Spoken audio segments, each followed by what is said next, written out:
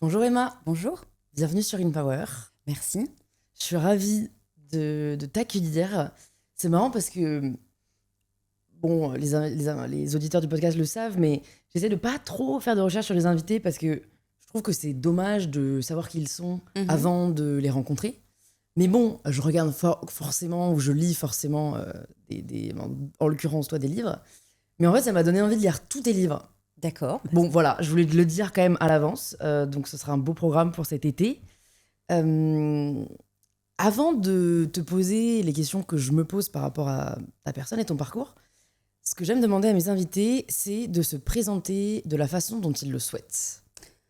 D'accord, écoute, je vais faire preuve d'une grande originalité. Je m'appelle Emma Becker, j'ai 36 ans et je suis écrivain depuis mes 23 ans. Voilà, et je suis maman aussi, ce qui est une partie de ce que je raconte dans mes livres. J'écris surtout de l'autofiction. Donc, c'est-à-dire que souvent, ce sont des histoires, enfin tout le temps d'ailleurs, ce sont des histoires qui ont fait partie de ma vie et que je transforme en roman. Voilà. C'est marrant parce que, bon, tu vas voir, hein, on digresse pas mal dans ce podcast et sens-toi libre de digresser également. Quand t'as dit j'ai 36 ans, je me suis dit, putain, je me sens obligée de dire qu'il y a 3 jours, j'ai fait un cauchemar. Enfin, je dis que c'est un cauchemar parce que je le ressentais comme tel. Je me réveillais, j'avais 36 ans. Ouais. Je viens d'avoir 28 là. Et genre, vraiment, j'étais hyper angoissée. Parce que je me disais, mais attends, mais dans 4 ans, j'ai 40 ans. Et bon, je pense qu'il y avait la peur du où sont passées mes années de 28 à 36, quoi. Mais c'est marrant, je sais pas comment toi, tu vis ce fait de vieillir. Mais du coup, maintenant, dans ma tête, je crois que je vais garder de ce cauchemar assez vivide une espèce de peur, non pas de vieillir, parce que enfin, personnellement, en plus, j'adore les personnes âgées, mais de Tu me cette... fais passer un très bon moment. Jusqu'à maintenant, je passe un très bon moment. Vas-y. Non, non, de vieillir, genre au sens où j'ai des potes de 80 ans, tu vois. Mais en tout cas, je crois que ça m'a ramené à la peur, non pas de la vieillesse, mais du temps qui passe. Ouais. Comment tu la gères? Bah écoute, première chose, ton cauchemar, c'est ma réalité. Écoute, bah si, comme tout le monde, j'ai eu peur, mais j'ai eu peur, je pense, vers ton âge, effectivement. J'ai l'angoisse d'arriver à la trentaine, et puis une fois que tu as passé 35 ans, en fait, je trouvais que ça allait jusqu'à 35 ans. Et puis ensuite, effectivement, c'est un petit peu l'angoisse, mais tu sais, moi, je pense que c'est aussi dû à ce qu'un homme m'a dit quand j'avais 21 ans, à savoir que les femmes, c'est nous qui gouvernons le monde de nos 15 ans jusqu'à nos 35 ans. Et après, c'est fini.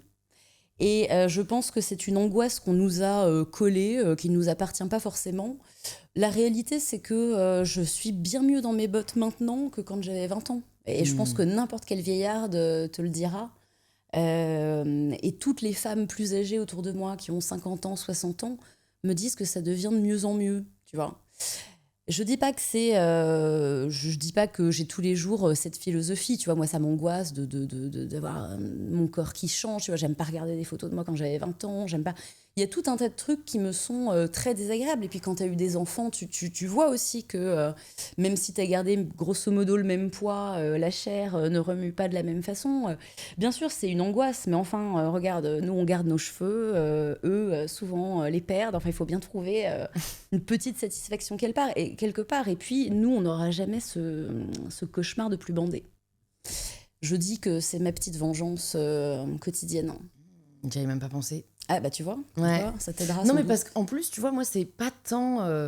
C'est vraiment pas tant le processus de la vieillesse, parce que, tu vois, même les rides, je trouve que c'est tellement beau, c'est tellement le signe de tout ce qu'on a vécu. C'est plus, et ce que j'avais dans mon cauchemar, le côté, mais je vais avoir de moins en moins de temps pour accomplir Hmm. ce que j'ai envie d'accomplir. Ouais. Euh, Après, bon, j'imagine que toi, comme t'écris, en fait, c'est vrai qu'il n'y a pas de. J'imagine que t'as pas forcément été confronté à cette peur de bah, en fait, le temps qui est passé, Je le récupérerai pas. voilà, on va Hmm. jamais le récupérer. Bah non, alors c'est-à-dire effectivement, moi je me suis sentie accomplie très très tôt dans ce que je faisais comme boulot. Et c'est vrai que, je l'ai dit il y a pas très très longtemps dans un autre podcast, en fait, avec ce que j'ai fait, mes livres, mes enfants, il y a certains moments où je me dis, ma vie, elle pourrait s'arrêter maintenant. Elle aurait déjà été tellement bien remplie. Enfin, j'ai une vie tellement, que je trouve tellement chouette, tellement intéressante, même si elle n'est pas toujours facile. J'ai pas ce, et puis j'ai jamais eu cette tyrannie de laisser une trace. Tu vois, je m'en fous de la postérité. Tu vois, si ça se passe pas de mon vivant, globalement, je m'en tape.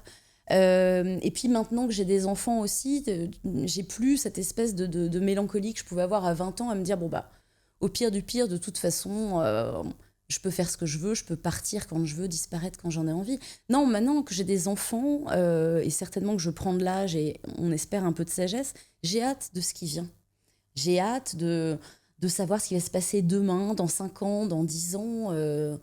Non, j'ai pas cette angoisse-là. En revanche, évidemment, vieillir, c'est un processus très désagréable. On en fait en tout cas, enfin, je pense qu'on n'a pas tous la même façon de vieillir, mais parfois je me dis, statistiquement, dans 20-30 ans, on sera quasiment une moitié de personnes âgées. Donc forcément, on va trouver des moyens plus agréables, de rendre plus agréable la vieillesse. Mais c'est vrai que c'est de l'incertitude, en fait. C'est ça qui fait peur. C'est de l'incertitude. Et puis quand, tu vois, enfin, moi, en ce qui me concerne, ayant toujours...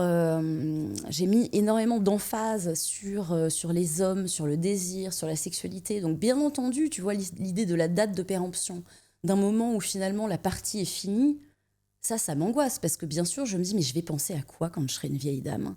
Parce que globalement, je pourrais pas me lever tous les jours en me disant, tiens, quel mec va me faire de l'œil aujourd'hui, quel mec je vais investir, avec quel mec croisé dans la rue, je vais m'inventer toute une petite histoire d'amour qui va me porter, tu vois.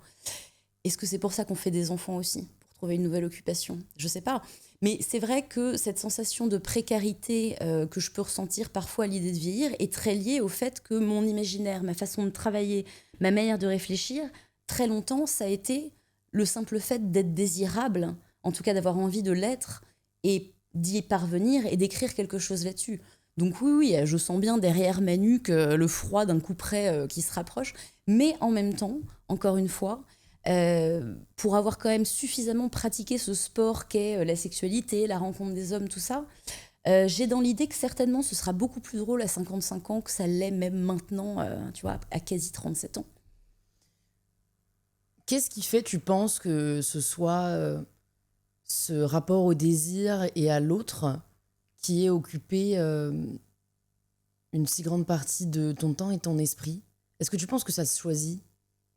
Ben, je sais pas, tu sais, c'est une question que je me suis posée que je me pose depuis très très longtemps et qui vaudrait bien un livre. Enfin, tu vois, un jour j'y viendrai sans doute. Pourquoi est-ce qu'aussitôt, tôt, effectivement, j'ai eu cet intérêt pour la chose, pour les sensations que ça me procurait, pour le plaisir interdit d'abord que j'en tirais. Effectivement, je me suis posé la question parce que c'est pas anodin qu'une petite fille, tu vois, de 7-8 ans, soit déjà intéressée par des lectures qu'elle n'a pas le droit de faire, et par l'idée de devenir une femme. C'est-à-dire que j'avais cette hâte, depuis que j'étais toute petite, de devenir une femme. Je sentais bien que allait s'ouvrir devant moi une espèce d'énorme cour de récré qu'on appelle le monde et qui est comme ça pour les femmes parce que potentiellement, chaque homme que tu croises est le début d'une histoire d'amour ou simplement d'une friction qui va t'apprendre des choses, qui va t'apporter des nouvelles sensations. Je ne sais pas du tout d'où ça vient.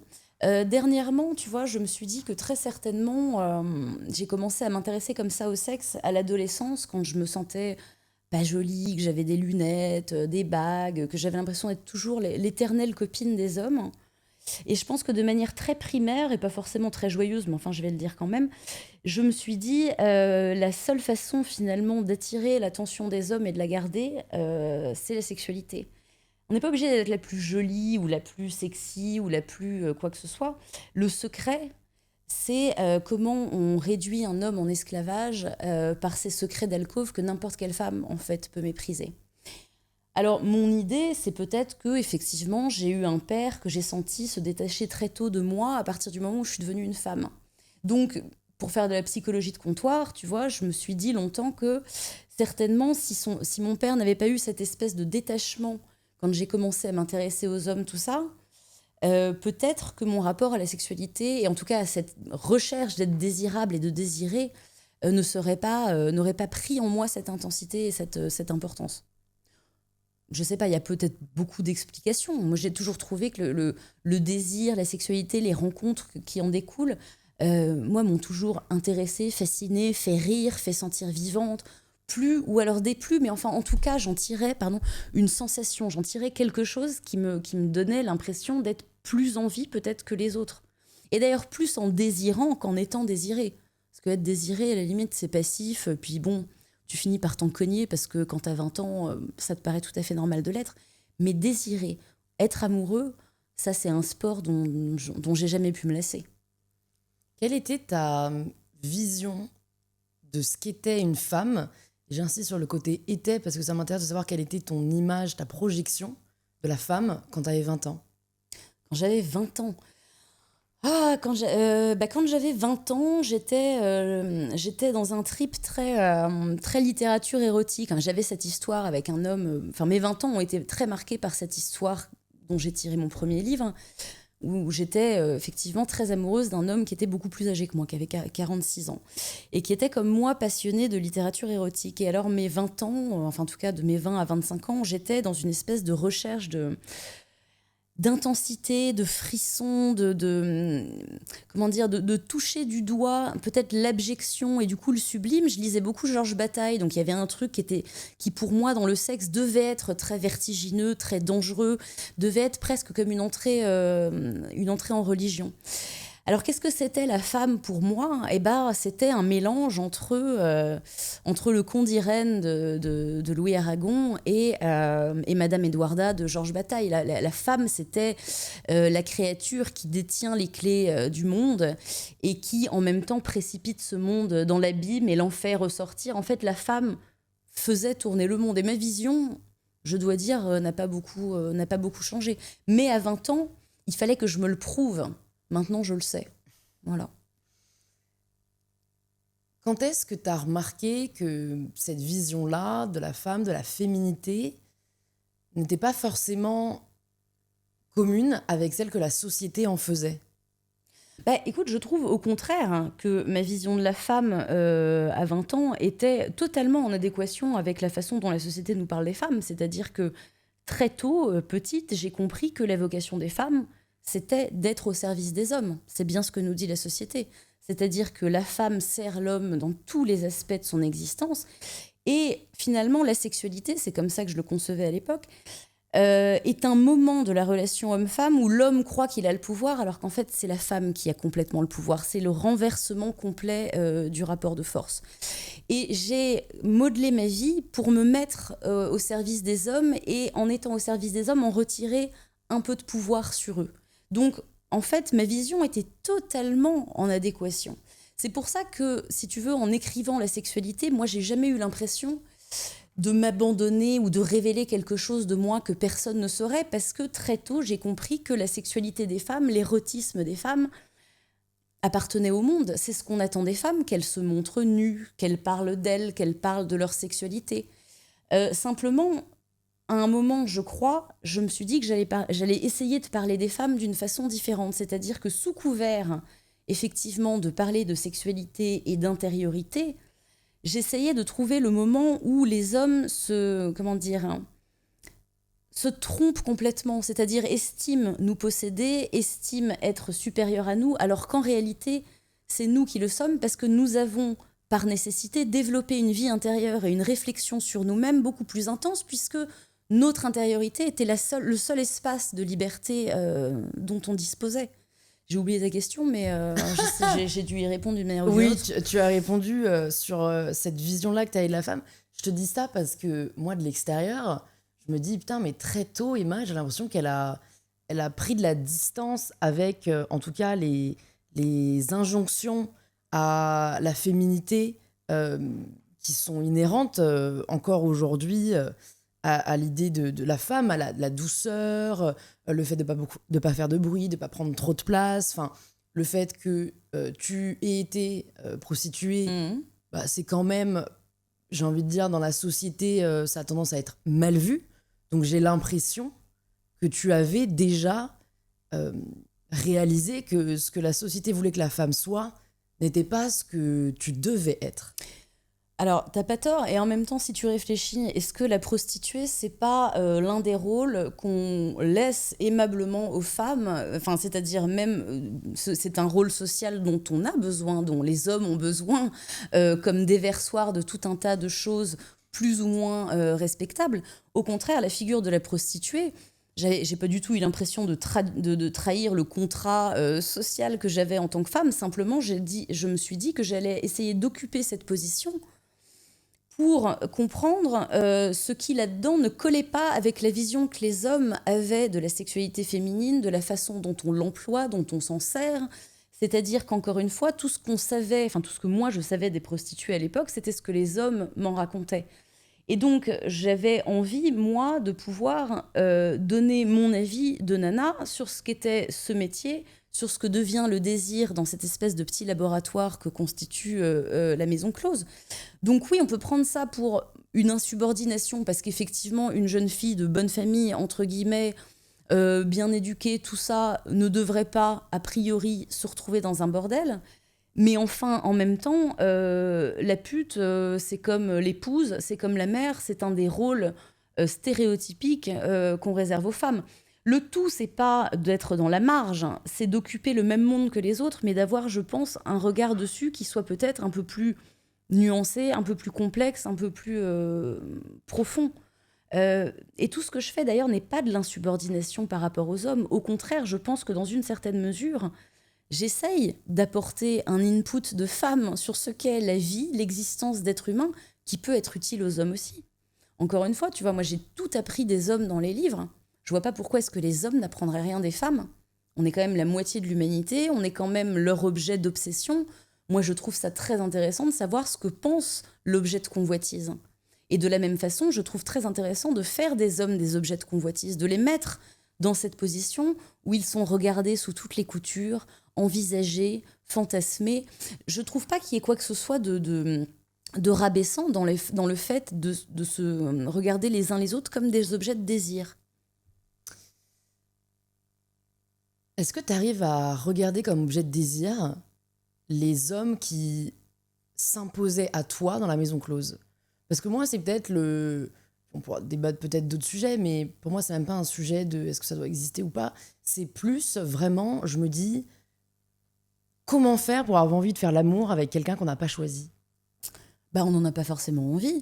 Ça, on n'en a pas forcément envie. S'il faut avoir envie de tous les clients, effectivement, tu bosses plus.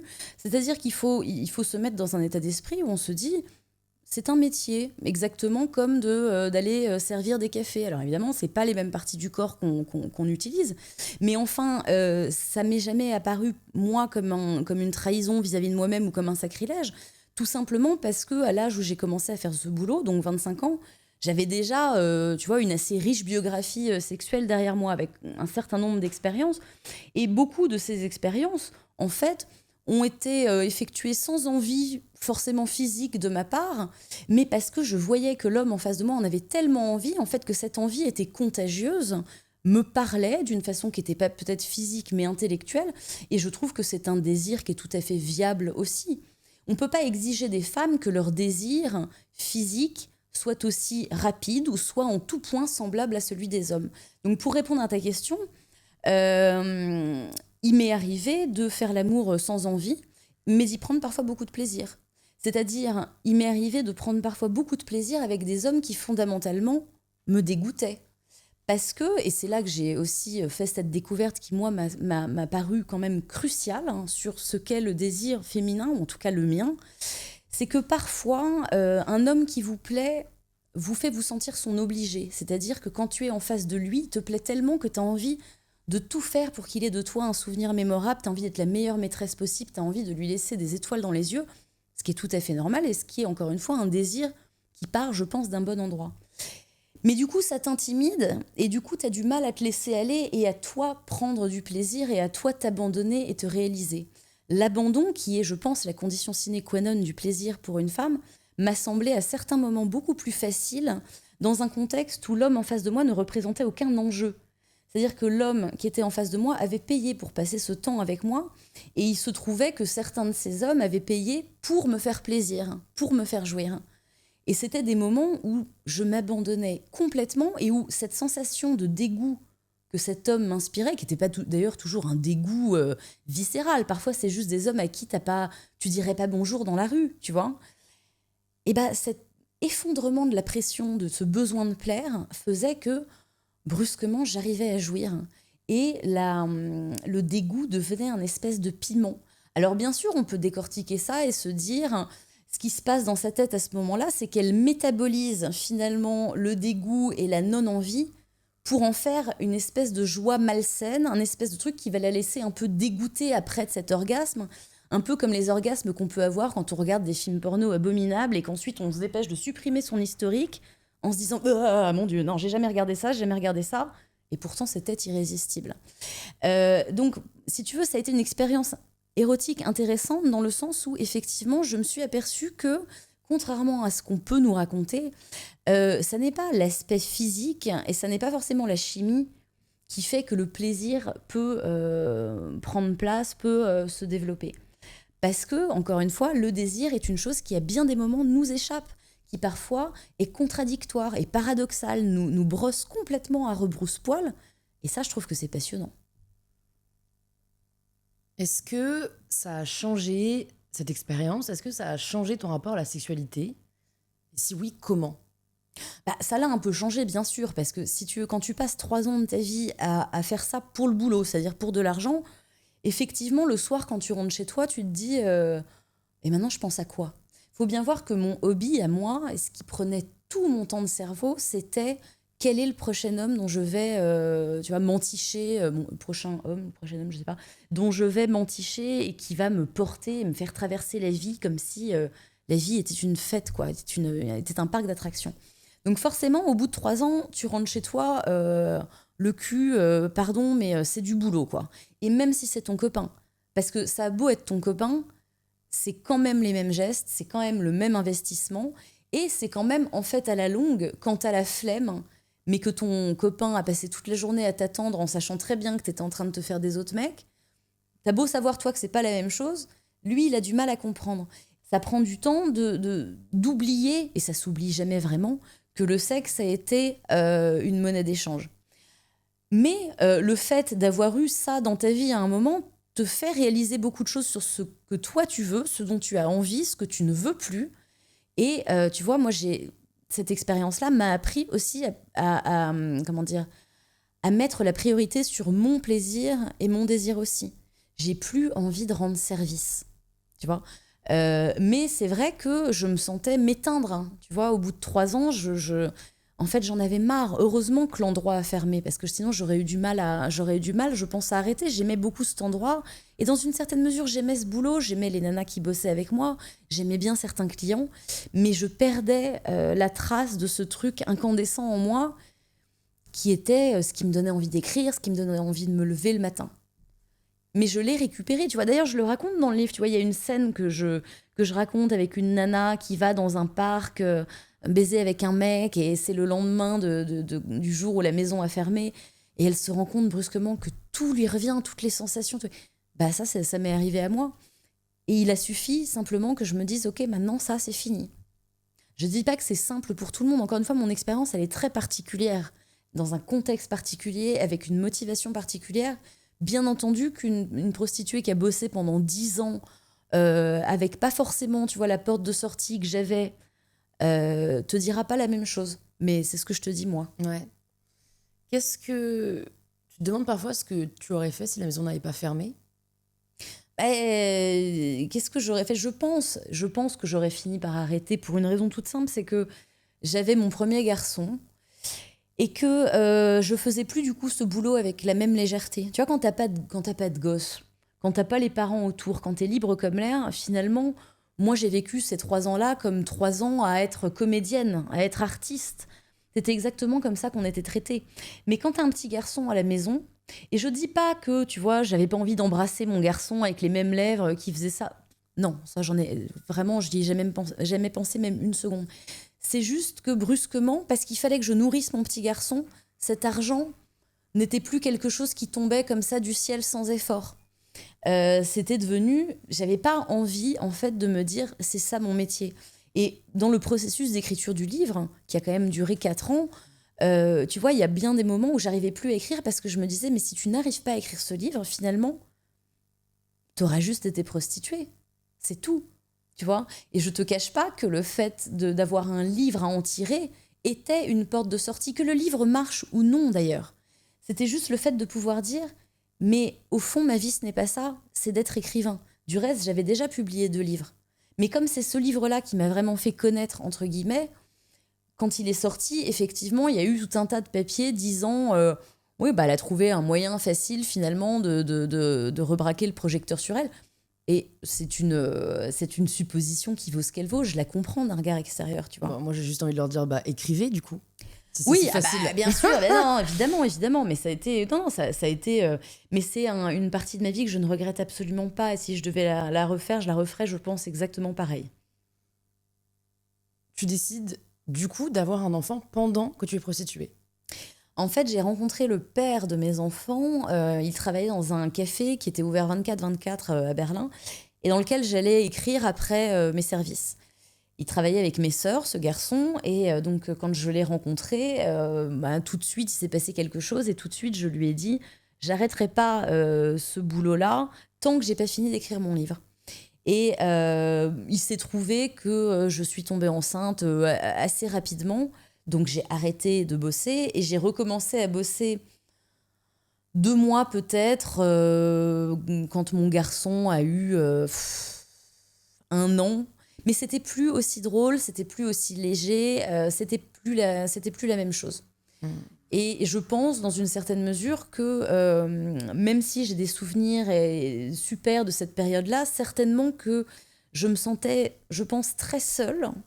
Parce que finalement, oui, t'es entourée d'hommes, mais il n'y en a aucun qui compte réellement. Que certainement, j'avais un besoin de trouver un sens à ma vie. J'avais toujours voulu avoir des enfants, ça, c'était pas la question. Mais quand j'ai rencontré le père des enfants, il s'est passé un truc et je me suis dit, je veux avoir un enfant, je veux avoir des enfants avec lui. Je sens que ça va être un bon père et j'ai eu raison. Et je pense que ça a été aussi une façon de me dire, mais de toute façon, quand tu seras maman, tu pourras plus faire ce métier, tu le feras plus pareil. Et ça a été vrai. Je pense qu'on fait des enfants aussi pour trouver des solutions à des portes de sortie, à des cul-de-sac qui nous fatiguent et dans lesquels on sent bien qu'on va se perdre. Moi, mes enfants, c'est ma colonne vertébrale. Si j'ai pas mes enfants, tu vois, par exemple, si j'ai pas mes enfants pendant 1 semaine parce que ma mère les prend en vacances, je ne fais rien de mes journées. Je n'ai aucune discipline pour moi-même. Mes enfants me poussent à me lever le matin et à faire plus que traîner au lit en scrollant ou, tu vois, je m'en plains beaucoup de mes enfants, du temps que ça me prend, de l'investissement que ça me prend, parce que pour moi, c'est pas facile d'être maman, c'est vraiment pas facile. Mais je pense être devenue une meilleure personne, justement parce que je n'étais plus au centre de ma propre vie.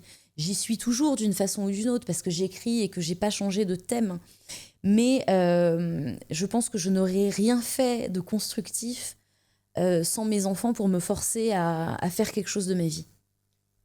C'est marrant que tu partages le fait que tu aies toujours voulu des enfants, parce que personnellement, je me disais, je me demande comment ça s'est fait, parce que tu as l'air de tellement tenir à ta liberté inconditionnelle, du fait de faire ce que tu veux, quand tu veux, que, et c'est une question que je pose de manière totalement objective, pas subjective, hein, mais est-ce que finalement c'est pas antinomique avec le fait de finalement devoir se consacrer à quelqu'un d'autre? On peut répondre à cette question de plein de façons. Je pense que, encore une fois, c'est aussi une question d'éducation. Je pense qu'on parle beaucoup plus de la maternité aux petites filles et on les fait beaucoup plus se réjouir de la maternité qu'on en parle aux petits garçons en leur disant « tu vas être papa, ça va être formidable, tout ça ». Donc je suis persuadée que depuis que je suis petite, on m'a dit que de toute façon je serais maman et que j'aurais des enfants et que ce serait super. Bon, après j'en avais envie pour moi-même parce que j'avais envie aussi de savoir ce que c'était que cette expérience. C'est une des expériences de la vie de femme et j'avais pas du tout envie de passer à côté de ça. J'avais très envie d'avoir des enfants, de savoir ce que ça fait de porter un enfant. Mais effectivement, oui, je tiens à ma liberté et j'ai toujours eu très envie de faire ce que je voulais faire, mais la question, c'est est-ce qu'on se tient à soi-même une bonne compagnie, tu tu vois. Et je pense que je ne me tiens pas toujours une compagnie exquise. Je pense que parce que ce que j'écris et ce que je fais est très lié à moi-même, tu vois, parfois, c'est suffocant, c'est toujours le même air. Je respire toujours le même air, c'est toujours moi-même, mes pensées, mon truc. Et en fait, est-ce que c'est ça la liberté ? Est-ce que la liberté, c'est vraiment de n'avoir rien ni personne à perdre, mais du coup d'être coincé avec soi, et soi, parfois, on en a mais plein les baskets. Encore une fois, être une femme libre, c'est pas n'avoir pas d'enfants, faire un travail qui nous plaît et qui nous paie suffisamment pour pouvoir faire ce qu'on a envie de faire. Je pense que la liberté, c'est un concept qu'on n'atteint jamais vraiment, mais vers lequel il faut tendre. Et je crois qu'il y a une liberté possible, j'espère d'ailleurs, parce que sinon ce serait vraiment désespérant, qu'il y a une liberté possible pour les mères. Et que cette liberté est encore une fois dans l'espace intérieur qu'on se consacre. C'est-à-dire que pour être maman et pour vivre bien, je pense qu'il faut savoir être égoïste, à bon escient, ce qui est jamais facile. Il ne s'agit pas de laisser ses gosses complètement en plan, mais il s'agit parfois aussi de regarder ce qu'ont fait nos mères, nos grands-mères, et de se dire, alors là, précisément là, je ne ferai pas la même erreur parce que je sais que ma mère ou ma grand-mère sont restées pour nous, ou ont renoncé à ça pour nous, et je me doute que ça les a fait souffrir, hein. Et je n'ai pas envie de faire la même erreur, je ferai sans doute une erreur différente. Je n'ai pas envie de faire porter à mes enfants la culpabilité de maman qui n'a pas pu faire ça à cause de nous. Alors, ça implique parfois, effectivement, que je ne suis pas chez moi, et ça implique que j'ai un métier qui me plaît énormément et qui fait que je ne me sens pas coupable de ne parfois pas être chez moi. Je ne suis pas le genre de maman qui s'excuse d'aller travailler. J'aime mon métier et j'ai envie d'apprendre à mes enfants que c'est précieux d'avoir un métier qu'on aime et qui vous force parfois à sortir de chez vous. J'ai pas la vocation d'une mère hélicoptère ou d'une maman allemande. D'ailleurs, c'est pour ça que je suis partie de Berlin aussi, parce que les mamans faisant des enfants un peu plus tard que nous, elles sont très... Voilà, pour elles, c'est un vrai métier.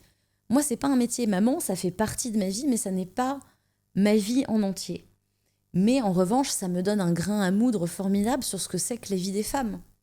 Donc c'est une expérience que certainement j'aurais très bien vécue sans enfant, encore que je suis pas sûre, parce qu'encore une fois, j'ai pas de discipline et que j'ai un fond mélancolique, je pense, qui fait que je puis tout à fait rester dans mon lit à glander et à me désespérer toute la journée. J'aurais pu vivre très bien sans enfant, mais alors j'aurais écrit sur quoi, finalement, tu vois ? Bah, t'écrivais déjà avant d'en avoir. Ouais, j'écrivais déjà avant d'en avoir, mais tu vois, la richesse d'une vie de femme et puis ses complexités et ses paradoxes, tout ça, j'aurais certainement loupé une énorme partie si j'avais pas eu mes enfants.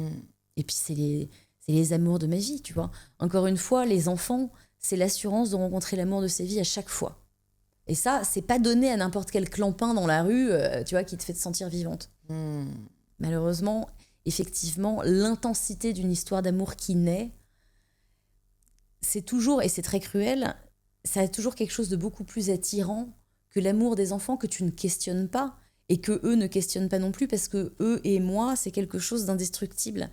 Alors j'ai toujours ressenti une forme de culpabilité à me dire, mais alors pourquoi est-ce que les mecs qui pourtant sont interchangeables, pourquoi est-ce que ça m'attire toujours plus, comme s'il y avait plus d'enjeux là-dedans, quand on sait à quel point c'est facile finalement de faire bander un mec, et à quel point c'est compliqué d'être une bonne maman et de passer sa journée à jouer, sans s'énerver, à leur apprendre des choses, à, comme disait mon ami Julien dans un de ses livres, à ralentir les gestes, parce que c'est ça la maternité. En fait, c'est tout ralentir pour essayer de se mettre à leur niveau. Et ça m'a toujours paru beaucoup plus difficile comme exercice que me mettre au service des hommes. Parce que ça, on me l'a appris toute ma vie. On ne nous apprend pas à être maman. On nous apprend que ça va nous arriver. Mais c'est un petit peu comme la nuit de noces au 19e siècle. On n'en parlait pas aux femmes, on les poussait dans la chambre en leur disant bon courage. Et c'est la même chose avec la maternité. Et je trouve ça dommage. J'aurais fait des enfants aussi si on m'avait expliqué à quel point ça allait être compliqué, exigeant, difficile. Mais j'aurais bien aimé qu'on me l'explique. Parce que je pense qu'on est beaucoup de jeunes mamans qui sont bourrelées de culpabilité parce qu'on n'arrive pas à être la maman qu'on voudrait être et qu'on a fantasmé, qui n'existe pas. On n'arrivera jamais à être cette mère qui est complète dans sa vie de couple, complète dans sa vie de maman, complète dans sa vie professionnelle. On n'y arrivera pas. Donc il faut accepter d'être, comme le disait Winnicott, non pas une maman parfaite, mais une maman suffisamment bonne je pense. Qu'est-ce que tu as envie de remettre en question dans la figure de la mère, de la maman?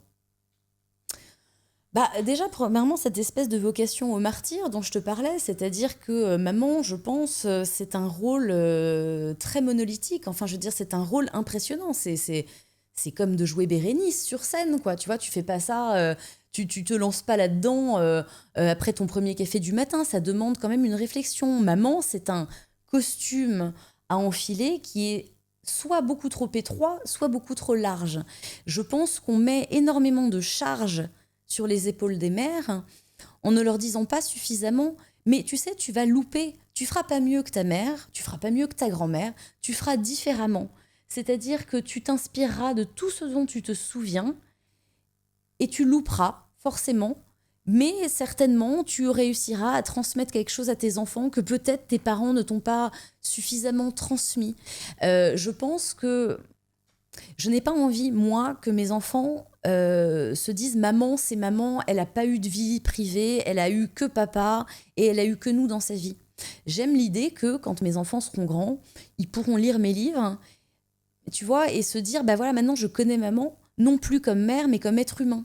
Moi, je trouve qu'on fait la paix avec ses parents à partir du moment où, tu vois, généralement dans la vingtaine, on se dit mais laisse tomber papa, maman, en fait, c'est qui ce mec et c'est qui cette nana?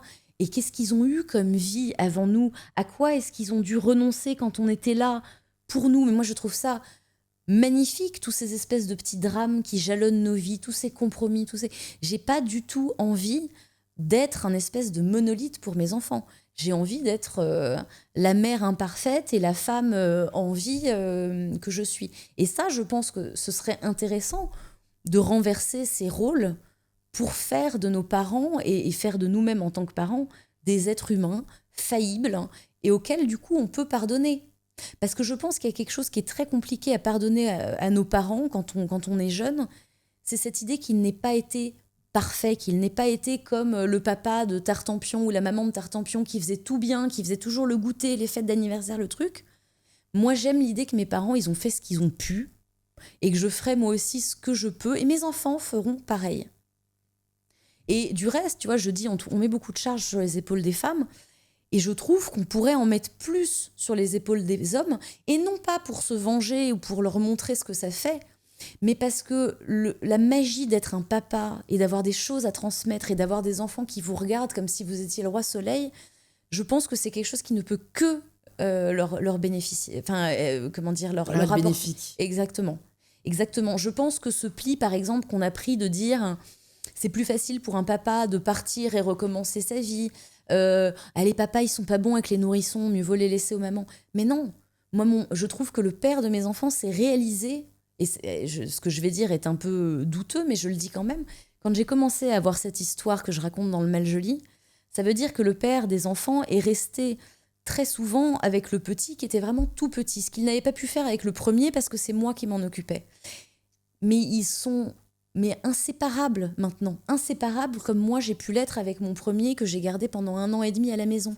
Parce que l'amour qu'on a pour nos enfants, il se construit aussi dans cette adversité, dans ce ras-le-bol, dans ce mon Dieu, mais quand est-ce que ma vie va devenir autre chose que garde bébé, quoi?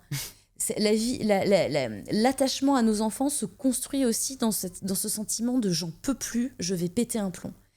Et je pense que c'est un service à rendre aux papas que de leur laisser les enfants plus souvent.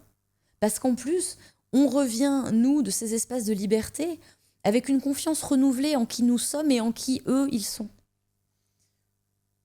Je me suis demandé, quand tu partageais le fait que ce qui t'animait dans ta vingtaine, et même encore aujourd'hui, c'est un peu quel sera le prochain objet de mon désir. Et maintenant que tu as en plus tes enfants, comment tu fais pour que ça ne prenne pas toute la place? C'est-à-dire que je trouve que ça peut être une telle charge mentale, que ce soit le début d'une relation amoureuse avec tous les défis que ça implique, ou alors le fait d'avoir des enfants en bas âge. Comment faire pour que cette charge mentale-là ne prenne pas toute la place pour ton écriture? Ah bah alors ça, le jour où j'aurai la réponse, je reviendrai pour te le dire. Je n'en ai aucune idée. J'ai l'impression, depuis que j'ai des enfants, de n'avoir jamais le temps de rien. C'est-à-dire pas le temps de m'occuper d'eux comme je le voudrais, pas le temps d'écrire autant que je le voudrais, pas le temps d'avoir la vie personnelle que je voudrais avoir. Cela dit, je n'ai jamais autant écrit que depuis que j'ai des enfants pour m'empêcher d'écrire. C'est-à-dire que, tu vois, au lieu de passer des jours et des jours à me dire, bon, j'écrirai demain, j'ai le temps.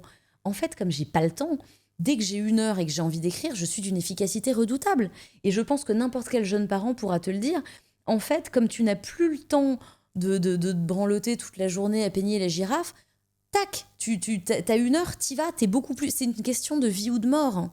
Donc tout, en fait, prend une intensité que les gens sans enfants ne peuvent pas ressentir. Tu vois, et c'est aussi une bonne raison, je pense, d'avoir des enfants. C'est que brusquement, là, tu sors d'une espèce de léthargie, de je peux faire ce que je veux quand je veux, pour brusquement t'apercevoir que non, t'as cette fenêtre-là pour ton écriture, donc il faut que t'en profites. Mais la charge mentale, ça c'est encore autre chose. C'est-à-dire cette culpabilité vibrante en toi en permanence et qu'il faut essayer de faire taire d'une façon ou d'une autre. J'ai tendance à me dire, je vais le considérer comme un moteur, hein, et comme un moteur sain, puisque c'est ce qui fait que chaque jour, je me dis comment je vais faire pour être une meilleure maman, par exemple, que ce que j'ai été hier. Comment je vais faire pour moins perdre patience. Comment je vais faire pour être moins colérique, parce que moi, j'ai un tempérament très colérique. J'ai un tempérament très court, hein, c'est-à-dire que un rien, en fait, peut me faire changer d'humeur. Ça a toujours été comme ça, mais par exemple, c'est devenu un problème quand j'ai eu des enfants, parce que tu te mets à te dire, ok, j'ai mauvais caractère, à la limite, bon, les gens autour de moi s'en accommodent, mais comment faire pour ne pas apprendre à mes enfants à avoir ce mauvais caractère, tu vois? C'est un moment où tu te dis, enfin, quand tu commences à avoir des gosses, tu te dis, mais en fait, c'est vrai, peut-être qu'il faudrait que je me fasse aider par quelqu'un. Parce que j'ai beau écrire, tu vois, moi j'ai toujours considéré qu'écrire, c'était un peu ma psychanalyse, hein. Parce que j'avais peur que ce matériau brut, tu vois, si je le dépense avec un psy, après, j'aurais plus rien pour écrire. Mais quand t'as des enfants, t'es obligé de te dire, ouais, mais il n'y a pas que les bouquins, mon Dieu, tu vois, il y a aussi mon petit dernier qui a 3 ans et qui, franchement, en ce moment, est chiant comme la mort. Tu vois, tu te dis, mais en même temps, toi-même, t'es colérique, tu perds patience. Comment voudrais-tu que lui ne perde pas patience? Et c'est un exercice terrible, n'importe quelle maman pourra te le dire, que de retrouver en train de te dire, ok, là, j'ai qu'une envie, en fait, c'est de me murer dans une bouderie de 2 heures, mais je ne peux pas parce que lui, il faut que je lui apprenne à être mieux que moi.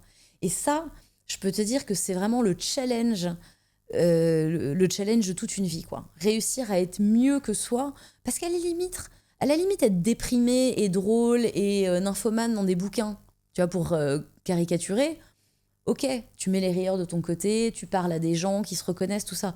Mais les enfants, ils en ont rien à foutre. Les enfants, la seule chose qui compte, c'est est-ce que maman, finalement, tu peux lui grimper dessus, lui tirer les cheveux et puis obtenir d'elle une caresse dans les mêmes 5 minutes. Parce que c'est ça l'exercice d'une maman. C'est que même si ton gosse te fait chier, mais te fait chier comme un rat, au bout d'un moment, il faut que tu puisses quand même réussir à être d'un tempérament égal pour lui faire comprendre que maman, tu peux compter sur elle. Ça, c'est compliqué. Ça, c'est une charge mentale ouais, que je trouve pénible à certains moments. Est-ce que tu penses qu'on choisit de tomber amoureux? Je pense que dans une certaine mesure, on choisit de tomber amoureux. Et je pense ça parce que je pense que dans un premier temps, être amoureux, c'est un sport solitaire. Je pense que dans les premiers temps, tu crois que t'es fou amoureux d'une personne, et en fait, t'es fou amoureux de l'état dans lequel ça te met. Et dans une certaine mesure, mais c'est impossible à voir quand t'es fou amoureux au début, cette personne, elle est interchangeable. Il se trouve que c'est ce mec, en fait, ça pourrait être un autre mec. Tant que ce mec-là réveille en toi ce truc qui te fait te dire, mais putain, mais c'est vrai que je suis drôle et sexy et irrésistible. Et après, effectivement, quand cette espèce de brouillard qui t'aveugle se dissipe, tu vois la personne en face de toi vraiment. Et là, tu te dis, ok, est-ce que c'est une personne que je vais être capable d'aimer avec ses défauts? Est-ce qu'elle va m'aimer avec les miens? Mais je pense que dans une certaine mesure, il y a des tempéraments inflammables. Tu vois, il y a des gens qui vont tomber très facilement amoureux et qui vont en faire comment dire, l'œuvre de leur vie. C'est mon cas, tu vois. J'ai un tempérament passionné, passionnel et addictif. C'est-à-dire que la passion, pour moi, c'est un peu comme une drogue. Tu vois, moi, je fume beaucoup d'herbe parce que ça m'apporte une espèce de petite dose d'endorphine. Je pense que la passion, c'est exactement la même chose. Donc, il y a une recherche, tu vois, d'intensité qui fait que toute ma vie, j'ai été ballottée de passion en passion. Et je crois qu'il y a des gens qui, eux, sont beaucoup plus terre à terre et qui tombent amoureux, non pas comme ça sur un coup de tête qui va leur faire écrire des bouquins, mais qui vont, tu vois, bien aimer une personne et pour qui l'amour va se construire comme ça et de façon certainement beaucoup plus raisonnable. C'est-à-dire que le problème des tempéraments passionnés, c'est qu'il faut voir aussi est-ce qu'ils sont capables de gérer avec la réalité de ce qu'est l'amour au quotidien. Parce que tu peux pas être toujours passionnément amoureux. Il y a des moments, forcément, dans une relation où tu t'emmerdes un peu. Mais est-ce que tu es quand même capable de t'aimer toi et d'aimer cette personne dans l'emmerdement, tu vois ? Est-ce que tu vas pas tout de suite te dire, bon, allez, maintenant c'est fini, il faut que je trouve un autre, tu vois, une autre décharge d'endorphine C'est ça aussi c'est la mécanique un peu vicieuse du fait de tomber amoureux. C'est arriver à se souvenir que dans un premier temps, on est amoureux de soi dans cet état. C'est marrant, j'avais l'impression que c'était plutôt de l'image qu'on se fait de la personne. Mais aussi, bien sûr. Qui représente ce qu'on a envie qu'elle soit, et en fait, tu réalises au bout d'un moment que... Bien sûr. Eh bien non. Mais bien sûr, parce que effectivement, la passion, c'est la vitrine de l'amour. C'est-à-dire que tu donnes à l'autre à voir ce qu'il y a de mieux en toi. Dans les premiers temps, t'es jamais de mauvaise humeur, t'es jamais contrarié, l'autre ne t'énerve jamais, et rien ne te pèse puisque tu fais de la place uniquement à cette histoire d'amour. Et l'autre en face fait la même chose que toi. Donc, à un moment, forcément, quand la passion commence à se dissiper, parce que c'est son propre, et d'ailleurs, je pense que c'est souhaitable, tu retrouves en face de toi une personne qui, en fait, est nouvelle, parce que tu t'aperçois que oui, alors elle n'est pas tout à fait comme tu pensais, elle est toujours aimable, mais elle est différemment, elle prend une autre profondeur. Est-ce que tu es capable d'être amoureux de cette personne, ou est-ce que ce que tu as aimé, c'était la vitrine ? C'est pour ça qu'il y a beaucoup d'histoires de passion qui durent quelques mois, et puis ensuite, il n'y a plus personne. Mais il y a aussi des grandes histoires, tu vois, des grandes passions qui deviennent des grandes histoires d'amour. C'est ce qu'il faut souhaiter. Mais je pense qu'il faut avoir constamment le pragmatisme ou peut-être le cynisme de se dire, n'oublie pas que cette histoire, fondamentalement, n'est pas différente des autres. C'est toi qui vas en faire peut-être quelque chose de différent. T'en parles dans ton dernier livre, Le mal joli. Qu'est-ce qui fait, tu penses, que tu te sois abandonné à cette passion et pas nécessairement à d'autres auxquels tu aurais pu t'abandonner les années d'avant ? Y a quelque chose, je pense qu'il y a quelque chose de bêta comme tout, mais je vais le dire quand même, c'est qu'il y a des gens qui se trouvent à certains moments, tu vois.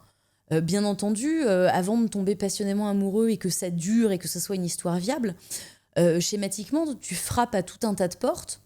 Et puis, il y a des mecs qui t'ouvrent et ces mecs sont sympas et tu passes avec eux 2-3 bonnes soirées. Et puis, au bout d'un moment, ça s'effiloche. Enfin, tu vois, il y a tout simplement ce truc aussi de... Est-ce qu'avec cette personne, j'ai la sensation de devoir jouer un rôle ? Parce que jouer un rôle, à la limite, ça peut être tout à fait agréable pendant les premiers mois, tu vois, et tu te sens pas jouer ce rôle. Parce que ce rôle, encore une fois, on te l'a appris depuis que tu es toute petite. Tu sais parfaitement ce qu'il faut donner à voir pour que l'autre t'aime. Je pense qu'il y a aussi un truc, c'est que je revenais quand même de 10 ans à Berlin. Donc, je parlais très bien allemand et je parle très bien anglais, mais c'est pas la même chose de parler français, tu vois. C'est-à-dire quand mon boulot, mon matériau de base, c'est quand même les mots, tu vois. Ça a quand même une importance pour moi. Et puis, quand tu parles français avec un homme que tu aimes, c'est pas exactement la même chose que de parler anglais avec un homme que tu aimes, même si tu parles très bien cette langue. Parce que jusqu'à présent, tu parlais surtout anglais ou allemand. Le père des enfants est anglais, mes petits copains à Berlin étaient anglais, allemands, voilà. Et on communiquait très bien. Mais tu vois, prends une situation à la con comme une dispute, par exemple. Se disputer en anglais avec un anglophone quand toi-même t'es quasi bilingue mais que c'est pas ta langue, c'est pas pareil, parce que dans l'émotion... Putain, il faut quand même que t'ailles chercher la traduction avec le mot le plus proche possible. Donc, t'as l'impression que l'autre te fait bosser en plus pour pouvoir, tu vois, amener ton problème sur la table et le conceptualiser comme il faut, tout ça. Et puis, tu vois, l'anglais est une langue, moi, que je trouve merveilleuse pour le cul, tu vois. Parce que, encore une fois, les mots se ressemblent tous. Ça a presque une version de mantra, tu vois. Mais le langage sexuel en français, la communication... amoureuse, épistolaire en français, pour moi, c'est pas du tout pareil. Là, brusquement, j'avais l'impression de voir à l'intérieur de lui et que lui voyait à l'intérieur de moi. Et puis, peut-être quelque chose qui est pas anodin, c'est que cet homme-là, en l'occurrence, est écrivain, tu vois. Et je pense que depuis que je suis toute petite, depuis que je lis, alors mon fantasme était d'être écrivain, mais peut-être aussi d'être avec un écrivain. parce que c'est quelqu'un qui comprend le métier que je fais et que j'ai pas besoin de lui expliquer pourquoi certains jours je suis d'une humeur massacrante parce que j'arrive pas à écrire, je suis coincée sur un truc et j'ai pas envie qu'on me parle. Et ça, il le comprend. Il le comprend parce qu'il fait la même chose et j'ai pas besoin de lui dire. Et puis, il y a un truc aussi, c'est que j'ai jamais senti chez cet homme la moindre peur de moi. Tu vois, tu disais, j'imagine que tu as beaucoup d'opportunités. En fait, tu sais, j'en ai jamais eu tant que ça. C'est-à-dire que moi, j'ai toujours aimé draguer.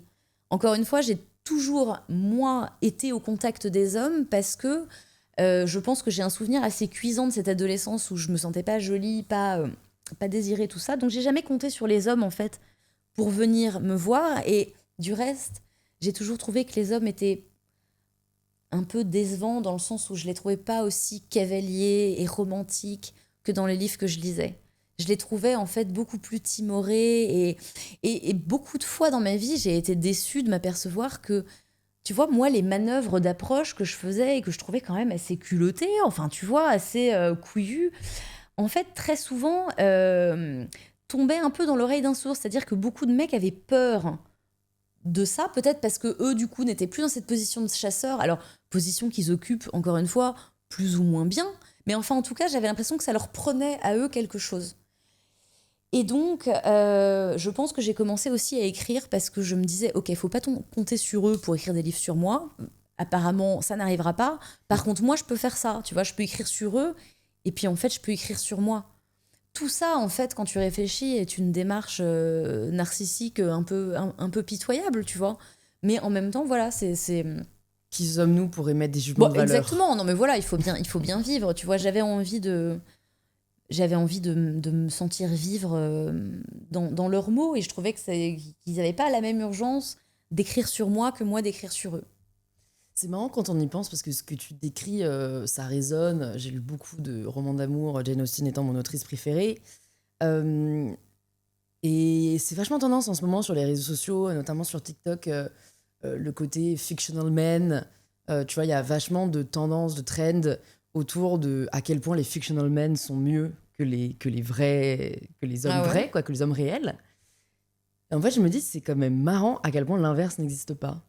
Des fictional women qui seraient mieux que... Bah, les mecs ne s'extasient pas sur des femmes fictives qui représenteraient tout ce qu'ils recherchent. Ouais. Pour le coup, nous, on nous biberonne vachement au prince charmant, hein, tout simplement. Ah bah, tout à fait, mais c'est marrant ce que tu dis parce que moi dernièrement je parlais avec Camille Emmanuel qui a écrit donc le livre qui s'appelle Cucu, tu sais, où elle se moque un peu de la dark romance et de justement ces hommes qui sont donc les personnages de bouquins de parfois plus de 1000 pages, tu vois, et qui finalement sont toujours des mecs toxiques, violents, mais avec une faille, tu vois, une faille interne. En fait, c'est pas des méchants, ils sont juste blessés. Et du coup, Camille Emmanuel me disait, mais... finalement, ce sont des rôles toxiques, encore une fois, qu'on donne à vénérer aux petites filles.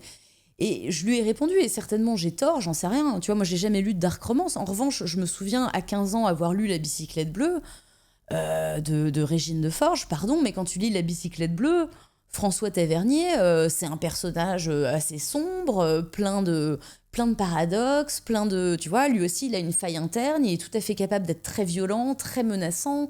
Mais en même temps, Léa Delmas le désire, le déteste, tombe folle amoureuse de lui.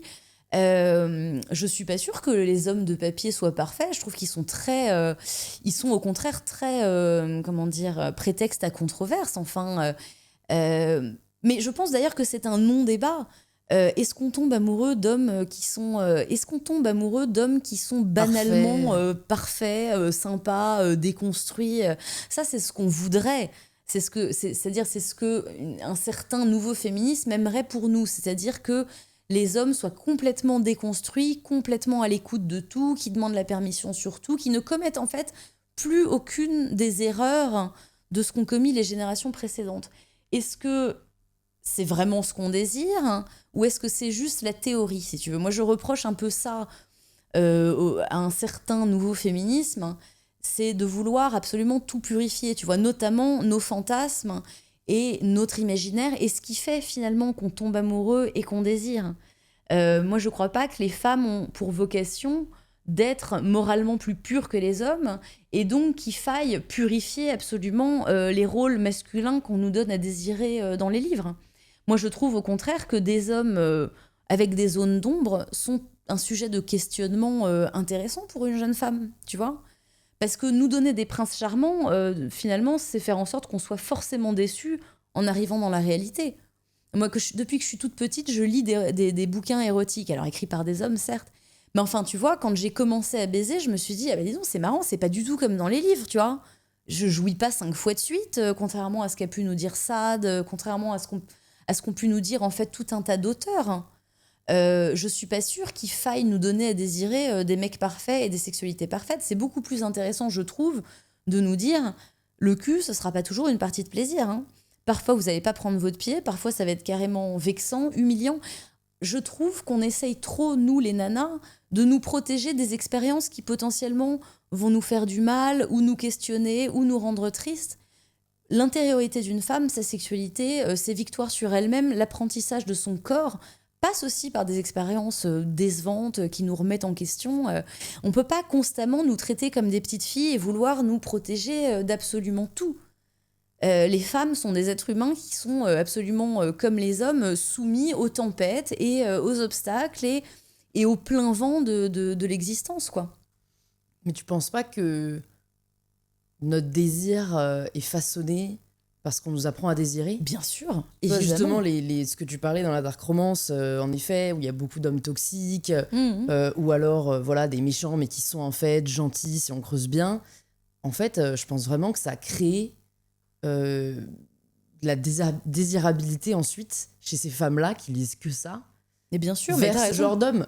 Donc c'est pour ça que pour moi, je nuancerai un peu, et de toute façon, c'est juste mon avis, mais les nouvelles féministes qui écrivent de manière très différente avec des hommes déconstruits, en fait, je suis assez convaincue que si jamais on nous apprend à les rendre désirables, on peut finir par les désirer.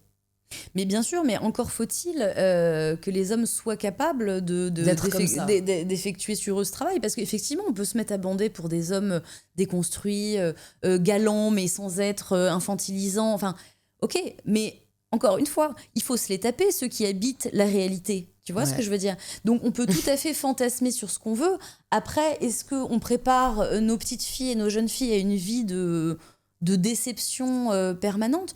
Tiens, moi, je suis sur Twitter et sur Instagram Chloé Thibault, tu vois, qui existe. Bah oui, qu'on a reçu sur ce podcast. Voilà, et qui dit, je trouve, des choses très intéressantes. Effectivement, bien sûr qu'on nous apprend à désirer une forme de violence, et non seulement on nous apprend à désirer cette violence, mais on nous apprend à attendre que ces mêmes hommes qui nous prodiguent cette violence nous en sauvent. Il faut lire à ce sujet un bouquin passionnant qui a été écrit par une féministe des années 70, Kate Millett. Ce bouquin s'appelle La Cave, méditation sur un sacrifice humain. Donc elle prend un fait divers atroce dans les années 50 ou 60 dans le Midwest, et elle en fait une relecture féministe en expliquant que finalement, qu'on le veuille ou non, les hommes ont fait en sorte que les femmes deviennent les unes pour les autres leur pire ennemi. Et elle prend un exemple très intéressant quand elle parle justement dans une maison, qu'est-ce que représente la cave par rapport au grenier, parce que le fait divers s'est passé dans la cave. La cave et le grenier, c'est pas exactement la même chose. La cave, c'est l'endroit finalement où les jeunes filles apprennent les premières confrontations secrètes avec les petits garçons. Elles apprennent finalement les premiers frissons. Et elle développe un point très intéressant où elle dit « Regardez quand vous allez au cinéma voir un film d'épouvante. Et vous voyez toutes ces femmes qui se lovent comme ça dans l'épaule des hommes qui les accompagnent, au moment où l'héroïne, dans son déshabillé en soie, est toute seule dans sa grande maison et s'aperçoit qu'on lui a coupé le téléphone et donc quelque chose va arriver, il y a quelqu'un dans sa maison. Et donc les femmes, à ce moment-là, se réfugient dans l'épaule de leurs hommes puisque finalement, on leur apprend à se réjouir comme ça du fait qu'elles soient en danger et que ces mêmes hommes soient là pour les sauver de ce danger-là. Bien sûr qu'il y a un apprentissage de ça. Mais est-ce qu'on s'est déjà posé la question de si cet apprentissage véritablement bénéficie aux hommes d'une manière ou d'une autre?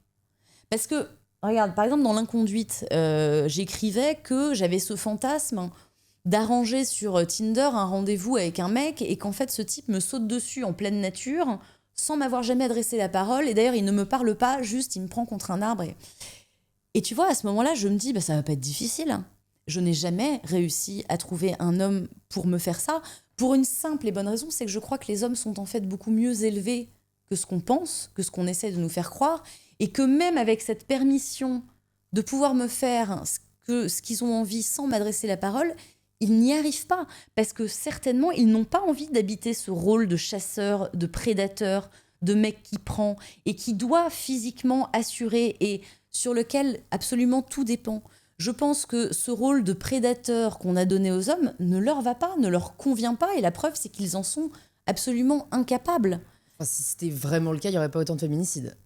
Non, mais t'as raison. Mais là, je te parle de la sphère Du érotique dating. et sexuelle. Bien entendu, évidemment que les viols, les abus sexuels, les abominations existent tous les jours. Mais là, on parle pas de désirer ces hommes-là. Ces hommes-là sont des hommes qui n'en ont rien à foutre du désir des femmes. Pour Veulent qui, se mettre. finalement, ils veulent juste être à l'intérieur d'une femme plutôt qu'à l'intérieur de leurs mains. Et peu importe quelle femme, peu importe qu'elle soit endormie, peu importe qu'elle soit inconsciente, là, pour le coup, il n'y a pas de communication du désir. Par contre, les hommes avec qui on a des relations quotidiennement et qu'on aime et qui nous aiment aussi, je pense que ces rôles-là qu'on leur donne d'hommes qui prennent et qui ne demandent pas l'avis des femmes ne leur convient pas non plus. C'est un costume beaucoup trop grand pour eux, tout comme ce qu'on a essayé de faire de la femme est un costume à la fois trop grand et trop étroit pour nous. Je pense que les hommes comme les femmes, en fait, sont piégés dans le même complet malentendu. C'est-à-dire le patriarcat, encore une fois, alors nous détruit, nous oppresse, mais eux les serrent aux entournures aussi. Simplement, la différence, c'est que ce sont les hommes qui ont mis en place ce système, donc ils souffrent des conséquences de ce système. Nous, on souffre directement de ce système. C'est la différence. Mais une fois que les hommes auront compris que ce système ne travaille pas pour eux non plus, alors là, peut-être qu'on pourra arriver à quelque chose. Tu y crois? Bah, mon Dieu, ouais, j'espère. J'aimerais bien, oui. Bien entendu, je pense que c'est pas du tout impossible. Je pense que, au contraire, la production littéraire, cinématographique, artistique, depuis que le monde est monde, montre que les hommes aimeraient aimer les femmes, simplement ils le font mal. Ils s'y prennent mal et bien souvent ils confondent désirer une femme et l'aimer. Et c'est pas du tout la même chose. Et je pense qu'il y a effectivement moyen d'arranger cette situation et c'est un beaucoup plus grand dialogue entre les hommes et les femmes. Et tu vois, ça passe aussi, je pense, par offrir à travers les livres, les films, tout ce qu'on veut, des témoignages beaucoup plus exhaustifs et massifs de ce que c'est qu'être une femme et tout ce que ça peut représenter comme expérience différente, complètement dissemblable, dissonante. Tu vois, je pense pas que c'est en les faisant taire eux, je pense que c'est nous, en apportant une abondance de témoignages qui parfois complètent les leurs, qui parfois les contredisent complètement. Je pense que la progression, elle pourra se passer dans le dialogue. Mais là, je suis d'accord avec toi, c'est compliqué d'avoir un dialogue aussi avec les hommes. Parce que je pense que malheureusement, dès que tu émets la moindre critique ou le moindre commentaire, tu auras toujours un con pour dire « Ah ben non, mais pas moi. Ah mais pas moi. » C'est-à-dire, c'est tellement jamais eux que finalement, c'est personne. À croire que c'est vraiment aucun homme. Si tu les écoutes, c'est jamais eux, c'est toujours les autres. Et moi, je veux bien. Mais alors, pourquoi cette urgence à défendre les autres qui leur portent préjudice, puisque eux sont apparemment des mecs bien? Tu vois? Ouais. Pourquoi est-ce que les hommes se défendent entre eux, essayent de se trouver des excuses pour des comportements qui leur sont apparemment incompréhensibles? Je suis assez persuadée que le changement est trop inconfortable. Ah bah, les hommes adorent leurs habitudes, ça c'est sûr. Mais tu sais, je pense que les femmes aiment les habitudes aussi, hein. Tu vois, regarde les vieilles féministes, c'est-à-dire les plus vieilles, qui ont déjà 60, 70 ans. Souvent, elles sont pires que les hommes avec les jeunes féministes. J'en ai rencontré plein qui, en fait, disent « Mais je comprends pas pourquoi vous faites chier les mecs comme ça. Là. Enfin, nous, quand on était jeunes, mon Dieu, une main au cul, on n'en faisait pas tout un... » Et ce sont les plus féroces avec les mecs parce que je pense que elles, comme elles ont fini de jouer, finalement, elles se disent, mais elles ont de la chance, elles s'en rendent pas compte, en fait. Elles, les mecs ont encore envie d'elles. Nous, finalement, c'est fini. Donc, on est dans un manque de ce qu'on représentait à ce moment-là et qu'on ne représente plus. Et voilà. Le fait de raconter différentes formes et différentes façons d'être homme ou femme, je pense qu'en effet, c'est essentiel. C'est ce que tu fais en partageant tout simplement, toi, ta vie, tes choix. Ça demande aussi quand même une forme de courage qui est le courage de ne pas correspondre à un statu quo ou à l'idée à l'idée que l'on se fait de la féminité. Est-ce que c'est un travail pour toi de réussir à oser déranger? Bah écoute, franchement, j'ai jamais eu la prétention de déranger. Et j'aime pas faire cette réponse parce que j'ai l'impression de faire acte de fausse modestie ou quoi que ce soit, mais réellement, je n'ai jamais eu pour but de déranger avec mes livres. Et c'est toujours étonnant de voir que mes livres dérangent. Tu vois, c'est-à-dire, je comprends pas, quoi. Tout le monde a lu American Psycho quand c'est sorti. Enfin, si, ça a dû choquer un petit peu, mais enfin, quand tu vois ce qu'il y a dans American Psycho et quand tu vois les gorges chaudes qu'on a pu faire de ma pauvre scène de bouffage de cul dans le Mal-Joli, tu vois, je me dis, effectivement, il y a toujours un truc que je ne comprends absolument pas. Mais tout comme cette tentation, de me décrire comme auteur érotique, tu vois, ce qui a été le cas dès mon premier livre. Tout simplement parce que j'évoquais une histoire d'amour dans laquelle, bah, comme chacun sait, il y a toujours un petit peu de cul, quoi. J'ai pas du tout envie de déranger, j'ai envie d'expliquer ce que c'est une nana qui tombe amoureuse, qu'est-ce qui se passe dans la tête d'une femme qui tombe amoureuse, qu'est-ce que ça remet en question, qu'est-ce que ça lui rappelle comme souvenir, sur quoi ça rebondit. Tu vois, c'est aussi des façons de comprendre, moi, ce qui se passe à l'intérieur de moi.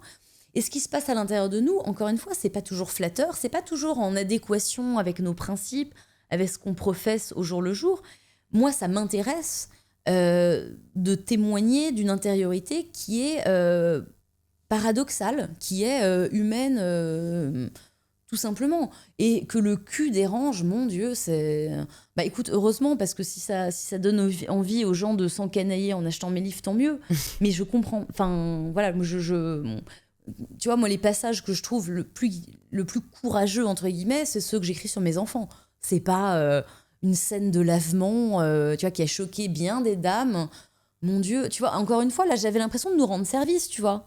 Quand j'écris qu'une nana qui est sur le point de faire ce genre de truc, elle va se faire un lavement, j'avais l'impression de dire au mec, hey, juste pour info, quand on vous dit non pour ça, c'est pas forcément qu'on a peur d'avoir mal, c'est tout simplement parce que on a peur de faillir à l'image que vous avez de nous, et regardez tout ce qu'on s'impose en fait pour correspondre à cette image parfaite que vous avez de nous et qu'on n'a jamais voulu du reste, que vous avez aussi, vous aussi, construit de vous-même avec vos lectures, Et tu vois, c'est quand même fou de voir à quel point c'est surtout des nanas qui ont été gênées par cette histoire de lavement et surtout des nanas plus âgées.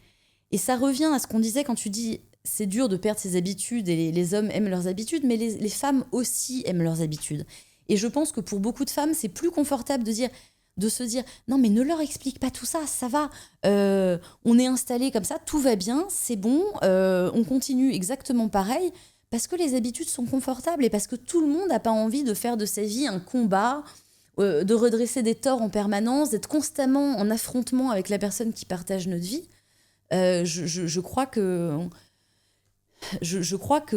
ce serait un tort de dire que toutes les femmes sont sur les premières lignes pour faire changer les choses. Non, c'est pas vrai. Il y a beaucoup de femmes qui, au contraire, se trouvent bien dans leurs petites habitudes. Et ces vieilles féministes dont je te parlais, je pense qu'il y en a beaucoup qui se disent « Mais attends, nous, on s'est fait chier la bite avec les mecs. On a supporté tout ça. Pourquoi est-ce que les jeunes générations, en fait, vivraient mieux que nous? Pourquoi est-ce qu'elles font pas comme nous? Elles la ferment et elles attendent que ça passe. » Et c'est pas de la méchanceté. C'est juste ce truc de se dire « J'ai pas envie qu'elles vivent mieux que moi. Moi, j'ai mal vécu. Personne m'a aidée. Donc, je vois pas pourquoi est-ce qu'elles, on les aiderait. »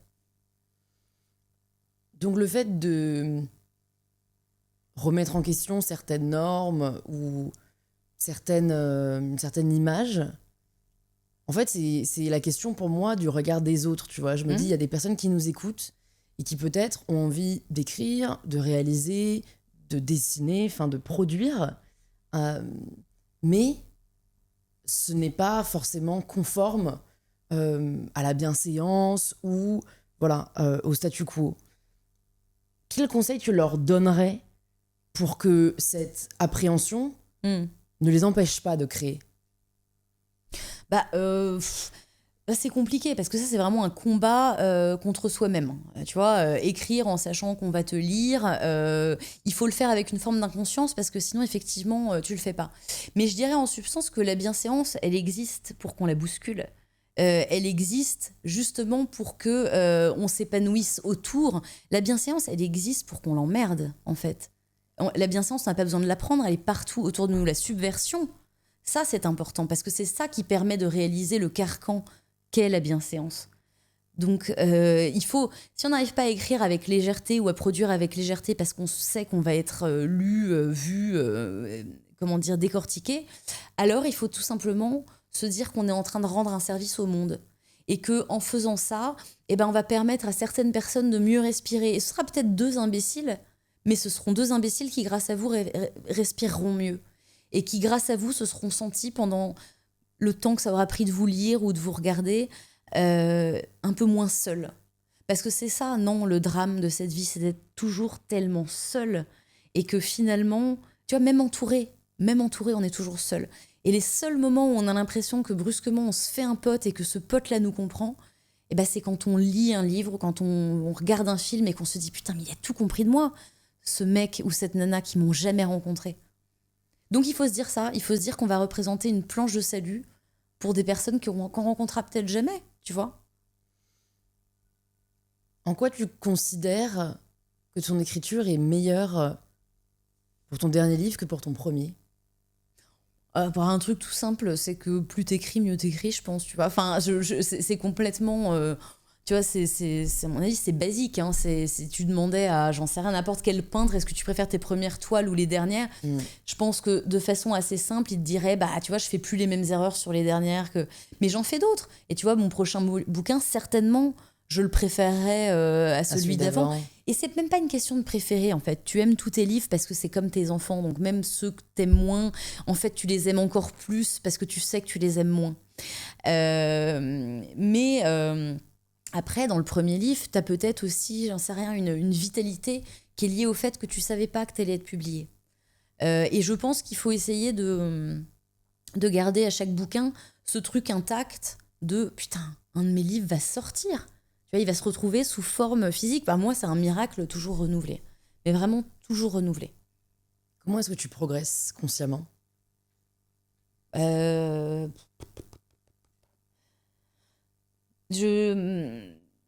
ai aucune idée. Très sincèrement, j'en ai aucune idée. Pour moi, c'est toujours le même miracle quand j'arrive à finir un livre. C'est-à-dire que pendant que je suis en train de l'écrire, je me dis que j'y arriverai jamais. Et je sais pas te dire à quel moment il y a un truc qui se passe et ça y est, le livre est fini. Mais il me semble toujours que ça a été long et laborieux et pas gratifiant et désespérant et encore, tu vois, moi je suis pas. Et pourtant, tu recommences. Oui, parce que je suis pas de ces écrivains qui souffrent, hein, tu vois. Mais t'as toujours quelqu'un pour te dire, ah, moi je souffre quand j'écris. Je souffre pas du tout quand j'écris. Si je souffrais quand j'écrivais, je pense que je changerais de boulot parce que vraiment j'ai aucune tolérance pour l'effort et le travail sur moi. Mais t'as des parties de l'écriture qui sont plus ou moins gratifiantes. Tu vois, moi, ce que j'adore, par exemple, c'est me relire. Quand j'ai écrit, tu vois, pendant 3 heures la veille et que j'ai rien relu, putain, ma joie du lendemain, c'est de me poser et de relire. Donc, en fait, j'aime avoir déjà travaillé. Mais bon, ça, n'importe quelle flemmasse te dira la même chose. C'est quand la dernière fois que t'as fait quelque chose pour la première fois? C'est une super question, ça. La dernière fois que j'ai fait quelque chose pour la première fois. J'ai été jalouse, très jalouse, pour la première fois, il n'y a pas très longtemps. Très jalouse, et je dois dire que c'est un sujet d'étude qui m'intéresse beaucoup, la jalousie.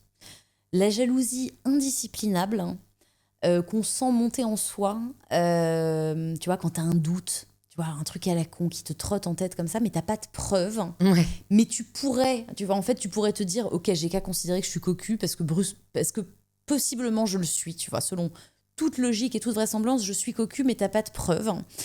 Ça m'intéresse beaucoup de comprendre pourquoi est-ce que quand tu décortiques la jalousie, à la fin, tu te retrouves avec seulement une gamine qui tape du pied parce qu'elle peut pas supporter de ne pas être la seule femme sur cette planète, tu vois. D'où ça vient? D'où vient cette sensation d'outrage quand je suis tout à fait capable de le dire, et je l'ai écrit tellement de fois, que ça va, un couple, c'est pas la fidélité sexuelle, tu vois. C'est tellement plus que ça. Enfin, je veux dire, on devrait être capable de passer au-dessus. Alors pourquoi est-ce que moi, j'y arrive pas? Qu'est-ce que ça sous-tend? Qu'est-ce que c'est la jalousie? De quoi ça part? Ça, je trouve ça absolument passionnant. C'est vrai qu'on n'en parle pas tant que ça, ou alors c'est que c'est parce que je lis. Non, moi non plus, mais je j'ai pense que ça l'impression doit qu'en fait, exister. c'est toujours écrit ou décrit de manière tellement personnelle qu'il n'y a pas vraiment de théorie derrière, alors que je serais curieuse, alors j'ai la chance moi de ne pas être jalouse, peut-être ça dépend d'ailleurs des personnes avec qui on est, hein, mais d'avoir des personnes jalouses autour de moi, des amies filles généralement. Et en fait, c'est de l'ordre de l'incompréhension. Pour moi, si je suis là, en fait, je leur dis vraiment, en fait, dis-lui juste que c'est fini. Enfin, en fait, si elle me trompe, c'est que c'est et que toi, c'était pas ce que tu voulais, en fait, ciao, tu vois. Oui, mais tu vois, moi, sur le principe, je suis capable à froid comme ça, je pourrais te dire, je sais que si un homme me trompe, ça veut pas forcément dire qu'il ne m'aime pas. Et comment je le sais? Parce que moi-même, j'ai énormément trompé. Tu vois. Et ce qui me fascine, c'est pourquoi est-ce que pour soi-même, on est capable de se trouver toutes les excuses et de savoir que certainement, c'est pas 10 minutes de baise ailleurs qui ont remis quoi que ce soit en question. Pourquoi est-ce qu'on est incapable de se dire la même chose pour l'autre? Tu vois. Et j'ai envie de croire que c'est pas juste de l'égoïsme et du narcissisme. J'ai envie de me dire qu'il y a quelque chose derrière. Et tout en moi s'oppose au principe de la jalousie. Et pourtant, j'en suis là. Et ça, je voudrais comprendre. Hâte de lire ça. Si tu pouvais mettre un livre entre les mains de toutes les personnes qui nous écoutent, ce serait quel livre? Alors, un livre que je mettrais entre les mains d'absolument tout le monde. Laisse-moi réfléchir. Est-ce que, tout bêtement, ce ne serait pas un livre absolument merveilleux de Francis Jam, qui est introuvable? Alors, je ne sais pas si c'est celui-là qu'il faudrait que je mette entre les mains. Non, laisse tomber. Non, ok. Non, un livre que je vais mettre entre les mains d'absolument tout le monde parce que je trouve qu'il y a à boire et à manger et absolument tout ce dont un être humain a besoin dedans. C'est un livre de Stephen King qui s'appelle Ça. Alors, moi, je suis une grande lectrice de Stephen King, mais je dois dire que pour moi, Ça, qui est une trilogie, est son grand œuvre. Pour moi, il y a tout dedans de ce qui fait, à mon sens, un grand romancier. Il y a tout de l'enfance, du souvenir, de la difficulté à grandir, à passer du monde des enfants au monde des adultes. C'est pas tant un livre sur un croque-mitaine, ça, que sur tout ce qui se passe à l'intérieur de nous. Je le conseille à tout le monde et j'aime qu'on me fasse confiance parce que c'est un très gros livre, hein, bourré de digressions, mais que je trouve tellement gratifiant et qui est un tel voyage. Et celui-là, il est très facilement trouvable. On mettra ça dans les notes du podcast. J'ai 2 dernières questions pour toi. Vas-y. Si tu pouvais entendre quelqu'un à ce micro, à ta place, qu'est-ce que tu aimerais entendre? J'aimerais beaucoup entendre Philippe Forest, que tu as peut-être déjà lu. Non.